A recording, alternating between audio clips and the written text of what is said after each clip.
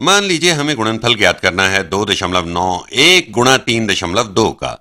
Video को रोककर आप इसे स्वयं हल करने का प्रयास कर सकते हैं, लेकिन मैं इसे किस तरह हल करूंगा ये भी आप देख लें। 2.91 2.91 समान है 291 बटा 10 के, डिवाइडेड बाई 10 नहीं, डिवाइडेड बाई 10 नहीं, डिवाइडेड बाई 100 के। और जब हम ऐसा करते हैं तो हम डेसिमल यानी दशमलव को 2 स्थान बाईं तरफ शिफ्ट करते हैं, 1 2, तो ये हो गया 2.91। समझ में आया? मान लीजिए हम 2 को गुणा करें 100 से तो मिलेगा 200, और 200 को विभाजित करें 100 से तो मिलेगा 2।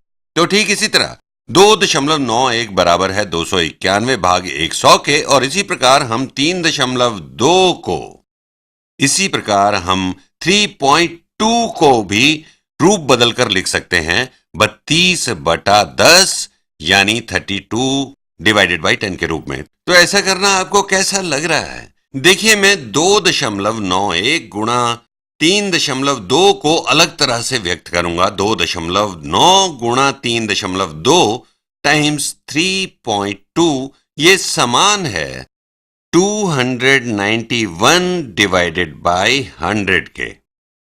291 भाग 100 के, जिसे गुणा कर रहे हैं 3.2 के स्थान पर हम लेते हैं 32 बटा 10। इसको हम दोबारा ऐसे लिख लेते हैं, ये बराबर है 291 गुणा 32 टाइम्स 32 भाग 100 डिवाइडेड बाई 100। यहां दोबारा क्रमबद्ध या रीऑर्डर कर रहा हूं मैं, डिवाइडेड बाई 100 और डिवाइडेड बाई 10 को, डिवाइडेड बाई 10 को हम इसे इस तरह भी लिख सकते हैं, ये बराबर है 291 गुणा 32 टाइम्स 32। यदि हम 100 से विभाजित करें और फिर 10 से विभाजित करें, मतलब हम विभाजित कर रहे हैं 1000 से, तो इस भाग को हम डिवाइड कर रहे हैं 1000 से। अब आगे देखिए, हम जानते हैं कि कैसे गुणा करना है 291 को 32 से। हम ये भी जानते हैं कि डेसिमल का स्थान कैसे मूव करना है जब संख्या 1000 से विभाजित हो। तो करते हैं 291 गुणा 32 टाइम्स 32। ध्यान दें, इन संख्याओं में डेसिमल नहीं है, तो जो यहां है ये क्वांटिटी या मान अलग है जो यहां लिखी संख्याएं हैं उनसे। ये दोनों परिणाम बराबर हों, इसके लिए इसको हमें 1000 से विभाजित करना होगा। चलिए इसे देखते हैं। इस प्रकार की गणना या कैलकुलेशन करना तो हम जानते हैं, 2 गुणा 1 2, 2 गुणा 9 18, कैरी किया 1, 2 गुणा 2 4 जमा 1 5। अब गुणा 3 से, 3 गुणा 1 3, मैंने यहां 0 लिख दिया है क्योंकि ये 3 नहीं है 30 है, ये दहाई स्थान पर है, टेंस प्लेस, इसलिए मैंने यहां 0 लिख दिया है।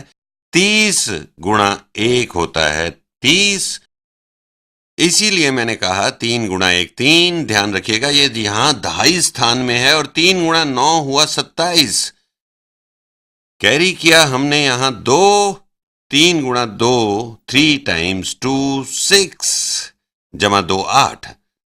अब हम योग करेंगे, ऐड, हमें मिलेगा 2 8 जमा 3 11, 6 जमा 7 13, तो ये हो गया। तो प्राप्त हुआ 9312, जो बराबर है 9312 भाग 1000 डिवाइडेड बाई 1000। और ये किसके बराबर है इसे देखते हैं। हमारे पास है 9312, डेसिमल लगाते हैं यहां। 1000 से विभाजित होने का मतलब है कि शिफ्ट करना होगा डेसिमल को, यानी दशमलव को 3 स्थान बाईं तरफ। यहां विभाजित हुआ 10 से, डिवाइडेड बाई 100 डिवाइडेड बाई 1000, तो हमें प्राप्त हुआ 9.312। तो 1000 से भाग देने पर प्राप्त हुआ 9.312 9.312 9.3, इसे मैं बैंगनी रंग से लिखता हूं 9.312। अब एक बहुत ही महत्वपूर्ण जानकारी, शुरुआत में जब मैंने ये एक्सप्रेशन यानी व्यंजक लिखा था तब एक 2, 3 अंक थे दशमलव की दाईं तरफ, और अभी इस गुणनफल में भी 1, 2, 3 अंक ही हैं दशमलव की दाईं तरफ। ऐसा क्यों है, आइए देखते हैं। देखिए, यहां पर हमने इसे फिर से व्यक्त किया था 291 बटा 100 के रूप में, और इसे 32 भाग 10 के रूप में 100 से भाग दिया और फिर 10 से। इसका मतलब है कि दशमलव के 3 स्थान आपने हटाए, या दशमलव को 3 स्थान आप दाईं तरफ ले गए, लेकिन 1000 से भाग देने पर आप डेसिमल को दाएं से बाएं तीसरे स्थान पर फिर से ले आए।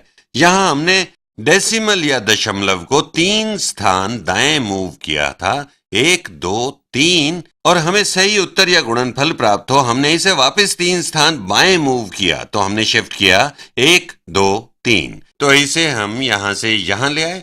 हम सामान्य गुणन के लिए देखिए, हम यहां से यहां गए, हमने गुणा किया था 100 से, मल्टीप्लाई किया 100 से, इसे इस रूप में लाने के लिए गुणा किया 10 से, कुल मिलाकर दोनों को गुणा किया 1000 से। ध्यान दीजिए इन दोनों को, और सही मान ज्ञात करने के लिए यहां डिवाइड किया 1000 से। इसीलिए ये दशमलव की दाईं तरफ यहां 3 अंक हैं, और यहां भी आप देखें कि 3 अंक दशमलव की दाईं तरफ हैं।